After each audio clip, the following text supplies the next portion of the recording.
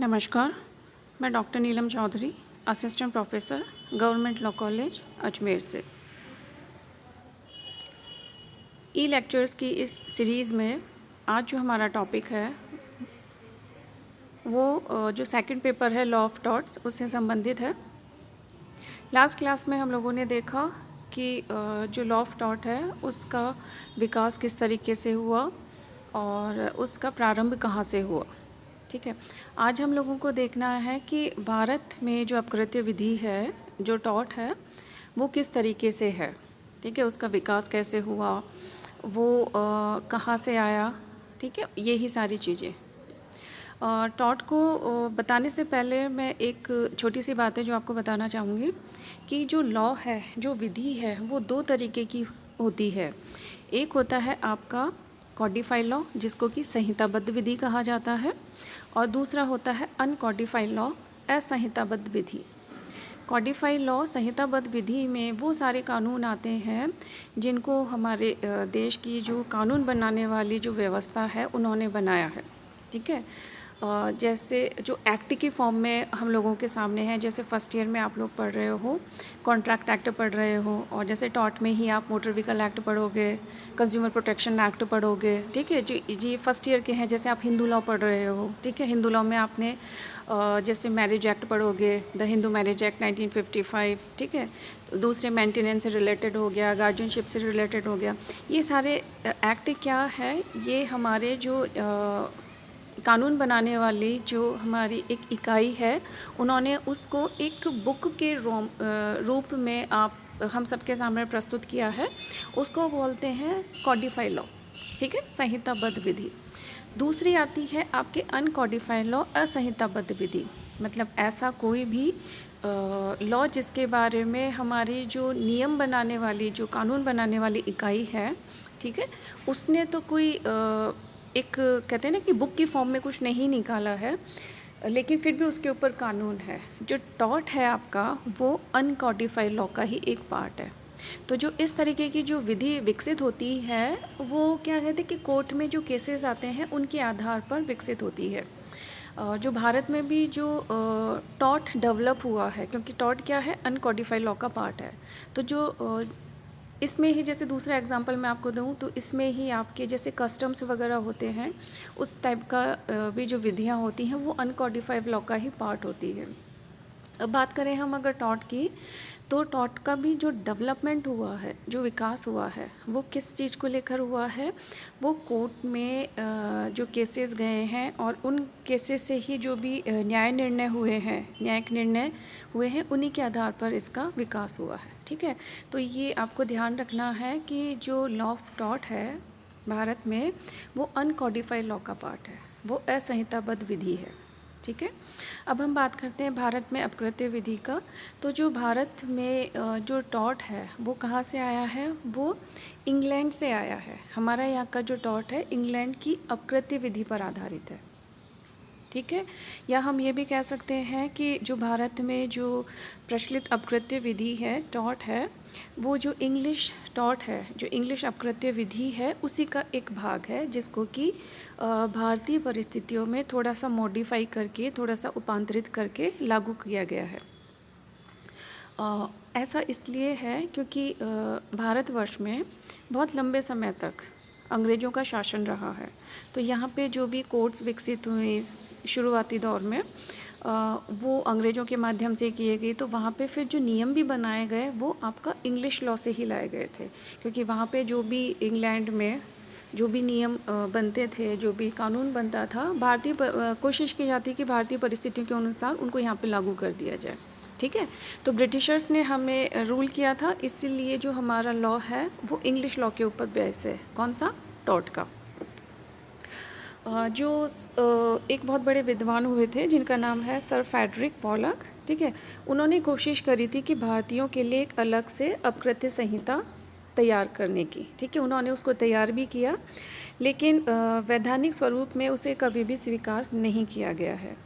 ठीक है, भारत में जो इंग्लिश कोर्ट थे, ठीक है, उनकी स्थापना की गई, उनका विकास हुआ, और उनके द्वारा जो भारत में नियम या कानून लागू किया गया था, उनको साम्य, न्याय और शुद्ध अंतःकरण, ठीक है, equity, justice and good conscience के सिद्धांत का पालन करते हुए भारतीय परिस्थितियों के अनुसार उनको लागू किया गया, और ये ही परंपरा थी पुराने समय में, ठीक है। और जो हमारे यहाँ पे टॉट विकसित हुआ है वो भी इसी तरीके से विकसित हुआ है, ठीक है।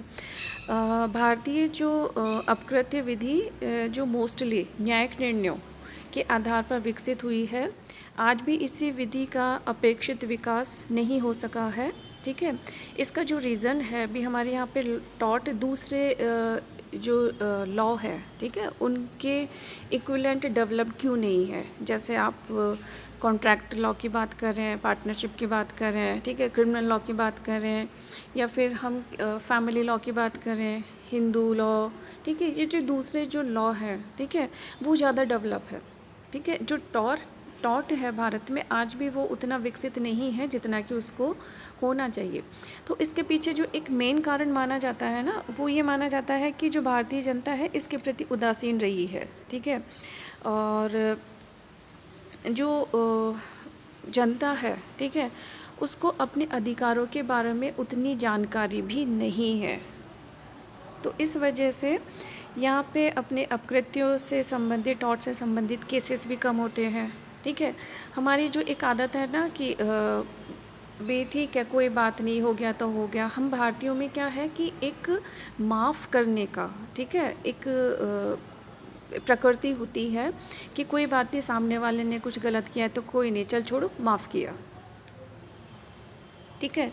तो इसीलिए और दूसरी बात ये भी आ जाती है कि हमारे यहाँ पे हम लोगों ने अपने अधिकारों से ज़्यादा अपने कर्तव्यों पर ध्यान दिया है, ठीक है, जिसकी वजह से जो टॉट से रिलेटेड जो भी केसेस हैं वो भारत में बहुत ही कम है, ठीक है। अब हम कुछ केसेस की बात करते हैं। जैसे एक प्रीवी काउंसिल का एक केस था कि एनवायरोलीगल सिटी काउंसिल वर्सेस हैमलिन, ठीक है। ये आपका केस है 1996 का, ठीक है। तो इस वाद में भी कहा गया कि प्रीवी काउंसिल ने कहा कि उन देशों में जिनमें इंग्लिश कॉमन लॉ को विधि के विकास का मूल आधार माना गया है, इसे अपनी कमजोरी न समझकर अपनी शक्ति समझना चाहिए, क्योंकि कॉमन लॉ पर आधारित प्राय सभी कानूनों में साम्य एवं न्याय के सिद्धांत प्रतिपादित हो चुके हैं, जिनका न्याय प्रशासन में विशेष महत्व है। इस संबंध में भारत के जो पूर्व न्यायाधिपति, ठीक है, जो जस्टिस थे पीएन भगवती सर ने भी कहा है, और ऐसा उन्होंने यूनियन कार्बाइड वर्सेस आपका यूनियन ऑफ इंडिया का 1998 का केस था, उसमें जस्टिस भगवती ने कहा, हमें अपनी विधि व्यवस्था में नए सिद्धांत तथा नए प्रतिमान मतलब नॉर्म्स अपनाने चाहिए, जो उभरती हुई उच्च औद्योगिक अर्थव्यवस्था के कारण उत्पन्न होने वाली नई समस्याओं से पर्याप्त रूप से जूझ सके। हम अपनी न्यायिक सोच को इंग्लैंड में प्रचलित आंग्ल विधि का संदर्भ बनाकर सीमित नहीं रख सकते। निसंदेह ही हम उनसे प्रेरणा ले सकते हैं, परंतु हमें अपनी स्वयं की विधि को उन्नत करते रहना परम आवश्यक है, ठीक है। तो जस्टिस भगवती ने क्या कहा कि अगर हम इंग्लैंड के लॉ को लागू कर रहे हैं तो ठीक है, लेकिन हमें उस चीज़ को निरंतर विकसित करना है, उसको डेवलप करना है, ठीक है। ये नहीं कहा कि आप उसको पूरी तरीके से डिनाई कर दीजिए, ठीक है। अगर किसी भी देश में कोई भी चीज़ अच्छी है तो उसे अपनाने में कोई भी बुराई नहीं है। एक दूसरा केस था Jayalakshmi salt works private limited versus state of Gujarat, ठीक है, 1994 का केस था। इसमें जो जस्टिस सहाय थे उन्होंने कहा कि सच तो यह है कि भारत की संपूर्ण अपकृत्य विधि नैतिकता के आधार पर विरचित है, अतः अपकृत्य दायित्व संबंधी निरंतर बढ़ते क्षितिज को पूर्णतः बंद कर देना या रोक देना पिछड़ेपन का द्योतक है, ठीक है। उन्होंने जो जस्टिस सहाय थे उन्होंने क्या है कि टॉट का जो लॉ है उसको बहुत अच्छा माना और कहा कि अगर हम इसको डेवलप नहीं करते हैं तो हम ये माने जाएंगे कि हम पिछड़े हुए हैं। आगे उन्होंने कहा कि वैसे भी सामाजिक विकास, समाज की उन्नति एवं प्रगति तथा सांस्कृतिक परिष्कृति ठीक है, जो कल्चर की बात की उन्होंने, के लिए न्यायालय द्वारा अपकृत्य द्वैत के प्रति उदार दृष्टिकोण अपनाया जाना सार्थक होगा।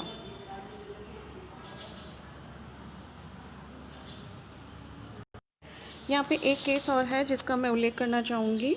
ठीक है, केस का नाम था आपका MC Mehta versus union of India. AIR 1987 supreme court का केस था। इसमें जो उच्चतम न्यायालय है, सुप्रीम कोर्ट ने विनिश्चय किया कि यदि परिस्थितियाँ उत्पन्न होती है तो न्यायालय द्वारा आंग्ल विधि से अधिक प्रगतिशीलता दर्शाते हुए अपकृत्य के लिए द्वैत संबंधी ऐसे नियमों का प्रतिपादन करना चाहिए जिनका अभी तक आंग्ल विधि में भी प्रादुर्भाव न हुआ हो। ठीक है, तो ये कुछ केसेस थे जिनके माध्यम से हमने देखा कि आज भी हमारे इंडिया में, हमारे भारत में जो अपकृत्य विधि है वो बहुत ज़्यादा ही विकसित नहीं है। ठीक है, अलग अलग केसेस जब कोर्ट के सामने आते हैं तो जो कोर्ट में विद्यमान जो भी न्यायाधिपति होते हैं उनका हमेशा यही दृष्टिकोण रहा है कि जो लॉ है, टॉर्ट से संबंधित जो लॉ है उसको डेवलप होना चाहिए। और हमें सिर्फ अभी भी हमारी जो आज़ादी है उसको इतना टाइम हो गया है कि हमें ब्रिटेन की तरफ नहीं देखना है या दूसरे देशों के टॉर्ट के बारे में नहीं देखना है। हमें खुद का अपना एक, कहते हैं ना कि कोड डेवलप करना है टॉर्ट से रिलेटेड। जैसे कि हमने दूसरे जो सब्जेक्ट्स हैं, दूसरे जो लॉ है, ठीक है, उनमें अपना डेवलप किया है। ठीक है, तो यहाँ पे हमने देखा कि भारत में टॉर्ट का क्या वर्तमान में क्या उसकी कहते हैं ना कि कितना विकास हुआ है, वो आज हमने देखा। आज वर्तमान में किस तरीके का टॉर्ट है हमारा। नेक्स्ट क्लास में हम लोग टॉर्ट की डेफिनेशंस देखेंगे कि टॉर्ट कहाँ से, जो टॉर्ट शब्द है उसका शाब्दिक अर्थ क्या है और उसके डेफिनेशंस के बारे में बात करेंगे। Thank you.